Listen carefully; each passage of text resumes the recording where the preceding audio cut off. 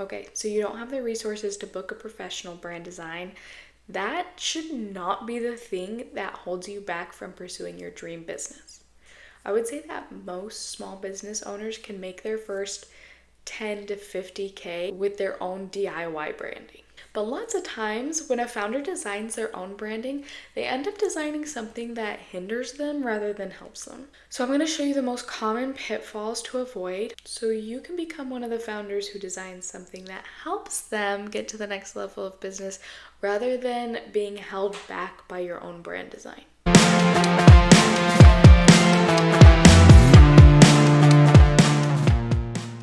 So let's begin with the basics of the basics. What is brand design? Brand design is the visual cues that you use repeatedly until they become associated with your brand and come to represent your brand. You can think of your brand as like a sales rep.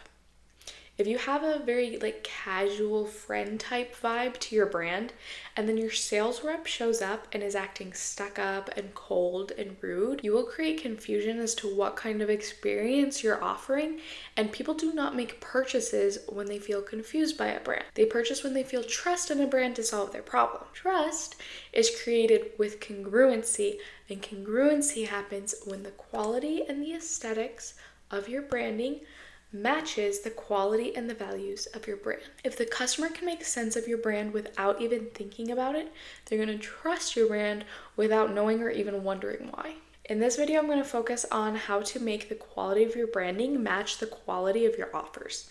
If you're interested in learning about making the aesthetics match your values, that would be a whole separate video, so let me know if that's something you're interested in. Right now, I'm gonna break down the 5 most common mistakes I see DIY brand creators committing and how to fix them so that your dream client can subconsciously connect the dots and understand that you deliver the kind of product or service you are claiming you can deliver. Okay, the first mistake I see quite often is illegible logos.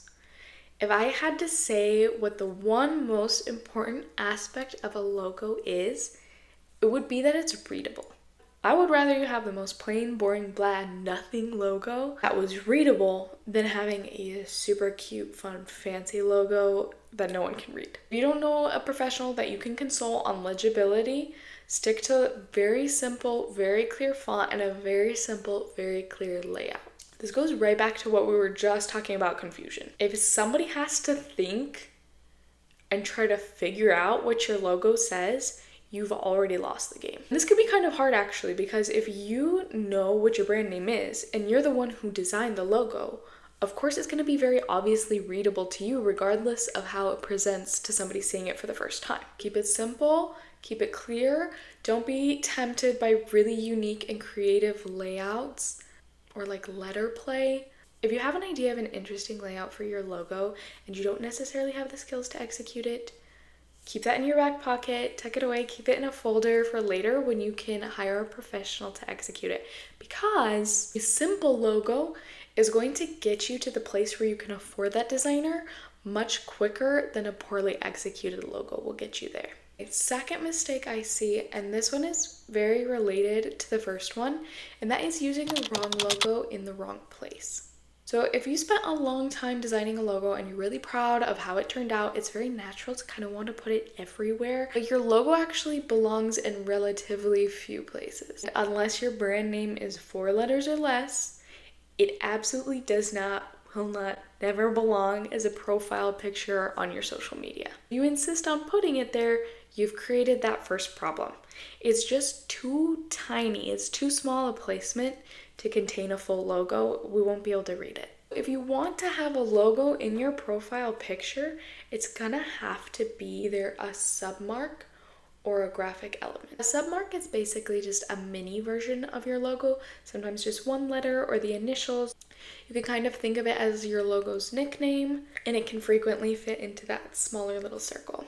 A graphic element would be a tiny icon or illustration that represents your brand without any words or letters. Usually a brand will have at least 3 or 4 versions of a logo, the first being the primary logo, which is the fully fleshed out logo with all the details, and then you'll have a secondary logo, which is usually the primary logo in sort of different layout. So if the primary is vertical, your secondary is going to be horizontal. If the primary is horizontal, secondary is going to be vertical. Then you have a word mark, which is just the name of the brand, no additional illustrations or elements, and the submark. And those all go in different places and serve different purposes.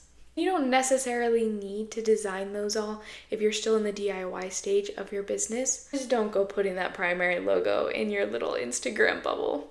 Okay, third mistake that you want to steer clear of is using a poorly balanced color palette. Not only does a bad color palette create discord in the nervous system, but it can actually be inaccessible to people who are dyslexic or visually impaired. I myself have been so guilty of this in my first couple of years as a student designer because I love lights and brights and pastels and I love using them together. And I have really good eyesight, so it always looks perfectly legible to me. Looking readable to your eye does not make it accessible. You could be alienating customers and clients who want to work with you, but they can't see and enjoy and live in your brand world because you haven't designed it with them in mind. So, here's how you can fix your bad color palette.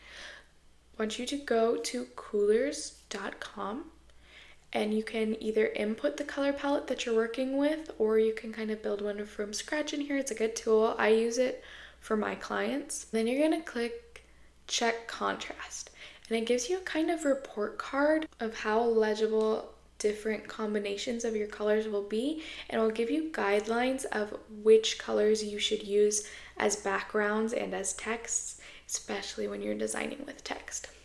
You may be surprised to find that you have relatively few viable options in your existing color palette, and you might have to add some darks and some lights in order to give yourself enough options for design. Okay, another thing you're doing that is just shooting yourself in the foot is using different fonts on everything you create. You need to make a poster, you need to make a post on Instagram. So you open Canva and you pick the fonts that speak to you that day and suit the purpose. And all your last several posts, emails, web pages, PDFs, digital products, everything has a different font. You are creating so much subconscious chaos for your poor customers. We are so overwhelmed with content. We are constantly overstimulated. You need to soothe and slow down the nervous system of your customer before they think of buying from you. And one of the best ways you can do this is with visual predictability. You want 3, maybe 4 fonts that you use for absolutely everything in your business. Especially if you are on social media, especially if you are looking to increase visibility, get more followers, and especially if you are trying to take those followers from followers to buying customers. You've got to pick some font styles and stick with them for a while. This is a really key part of building a brand world that is so distinct that people know exactly where they are when they step into it, or exactly who's creating the content as soon as it comes across their page. We want it to be instantaneous and totally subconscious. They don't even have to think, who is this? They immediately know when they see something from you that it is you, it is your brand who is creating that. If you feel resistant to this one, I want you to look up some of your favorite viral creators and tell me if they're not using the same kinds of fonts and font effects on all of their last several posts. This is just a really key part of creating memorable content right now. Okay, 5th and final and maybe most overarching mistake that I see people make is people using the wrong metric to judge their own designs. A lot of people think the whole point of graphic design is to make things look good or to make them look pretty. And sure, that's a really surface view of what design is. Design is human psychology. It can change emotional states. It can change the way communities interact with each other. It can literally promote peace. It can make people live longer. Actually, if you're interested in all that design can do, I recommend you read Aesthetics of Joy. She goes really deep into how harmonious design can affect the world on an individual and collective level. So yes, there is a huge overlap in graphic design and personal expression and artistic expression and beauty and decoration. The ultimate measure of if your brand design is good is not, does it look good? Do I like it? The ultimate measure of if your brand design is good is this. Is it immediately inspiring to the target client?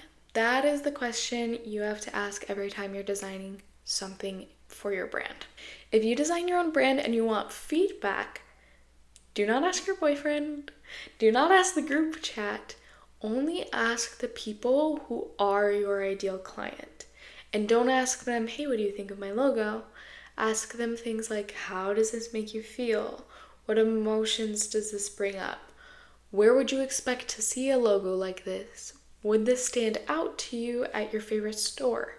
If you can eliminate these 5 essential mistakes from your DIY brand, you will grow your business so much faster because you will have the essential asset, which is the trust of your ideal client. And it's honestly something you can't do without. I have seen non-designers design very decent brands that get them very far.